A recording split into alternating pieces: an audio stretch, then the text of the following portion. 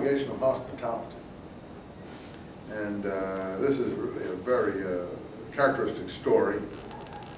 It also has to do with telling nasty stories about your neighbors.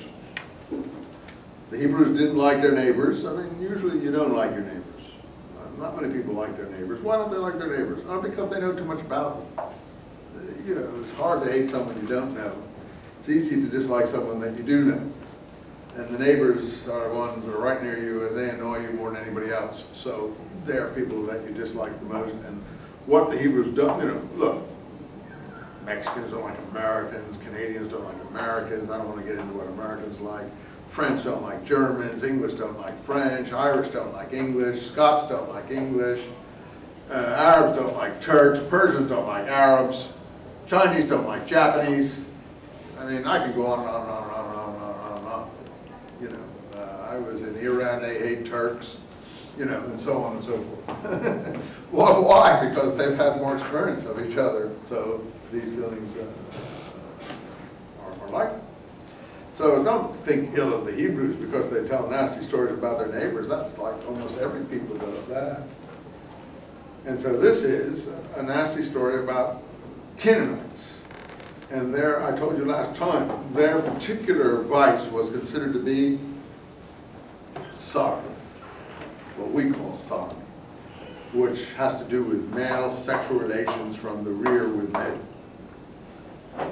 If I don't have to put any more bluntness than that, I hope, you know. That's what this story's about. And these people prefer that to this guy's daughters. And that's really shocking to the Hebrews. Look, these people are totally, you know, without any sort of saving grace as far as the Hebrews are concerned. Is this God's story? You'll have to decide that. I just talk about the Hebrews whose traditions these are. And it has to do with it's become a name for this activity in our culture. And the Hebrews' contempt or dislike of this behavior pattern. I must say in the Middle East, this is still a pretty widespread behavior pattern because women are not available for sexual activity to people out of wedlock. It's either prostitutes or this. And prostitutes are, I think, pretty few and far between, and they cost money. This doesn't cost anything particular. So, and this goes on in American prisons, by the way, too, doesn't it? And I hear that Schwarzenegger is trying to do something about it. I wish he would. I think it's horrible that people are subjected to this in incarcerated circumstances and nobody does anything about it. And it makes such a thing with AIDS and everything absolutely almost a death sentence. And it's just horrifying that we just let this go on as normal in our prisons. Hundreds of thousands of people in prison have to go around worrying about this and then having to get gangs to protect them and stuff like that. I think it's shocking. I'll give Schwarzenegger credit. He's really trying to do something about that. You know, that should be like, people should at least be safe in prison. And if they're not, there's something wrong somewhere deep, deep, deep in the system. And obviously there is. In any case, you know the story, it's famous, you can read it, you don't need me. And they come to the story, they go in to see Lot. He's also as gracious as Abraham is, being a Middle Eastern sort of person observing hospitality. And the house was suddenly, after they went to bed, line 4, surrounded by people from the whole town, young, old, everyone without exception. The whole town is a bunch of rotters. And they called to Lot, "Where are the men who came to you?" Again, you can hear that, "Who told you you were naked?" You can hear the always voice again. "Where are the men who came to you? Send them out so that we can do whatever we want with them." What do you have in your text? What's the verb?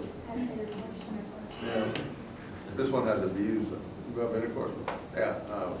I think the Hebrew would be, I don't want to be crude, go in unto them. But you're old enough. See, this is, I don't understand, is that we can teach this to 8-year-old children? I don't know. I don't understand why some people think the Bible is a children's book. It's really a grown-up book. Anyway, so Lot comes out. Look, look, look, come on. What are you guys talking about? Don't do these wicked things. I have 2 daughters who are virgins. I'll let you have them. Just do not hurt people under my hospitality.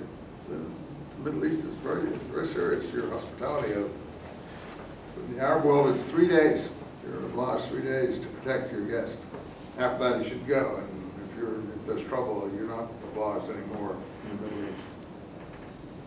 When I used to go around in the Middle East, if I went into a shop or a house or something and I had coffee with that person, I never felt in any danger because I knew the way people behaved that he would not allow ill to come to me if he could possibly help. He understood his obligations as a host. Yeah, so that still holds today. 3 days. I think I told you that Dowdy story where he held on to the tent peg and they're trying to get him off the tent peg. Did I tell you that story? Charles Doughty, someone who traveled in the Arabian wilderness in 19th century, late 19th century, 1860s, 70s. An Englishman, he traveled with only a pistol around his neck. He's the fellow who inspired Lawrence of Arabia to do some of the things that he did. Later generation, he made the Arab Bedouin life sound kind of idealized, but he traveled around the Arabian Peninsula alone, and sometimes he was in great danger, but he always knew the law of hospitality, if he could get him to operate, would protect him. And one time he was in grave danger with some people running out from wanting to kill him. There was a sandstorm sort of, and he ran up to this tent, and it was a blowing sand and everything, and he grabbed the tent post. And the man came out of the tent and started beating him, trying to make him let go of the tent post because he didn't want to have the obligation of 3 days protection on him. But finally, he gave in and allowed him to come in, and Doughty knew he was safe. So, I mean, operative, I don't know, as far as possible, yeah, it's still operative. People know about it. And I know, like in the market or in the bazaar or whatever, you go around, you sit down with a shopkeeper and he gives you coffee, nothing is going to happen. Nothing is going to happen, for sure. I don't even think a suicide bomber is going to come in. So, anyway, things are a little bit more shaky today with this suicide situation. So, I mean, I can't absolutely guarantee it anymore, but that's the way it was until really very recently. So, he offers his daughters, and then the men in the front says, "Get out of the way, we want these people." And they moved to break down the door. And the men, the angels, pulled him inside, protected him. And they struck the man at the door with blindness.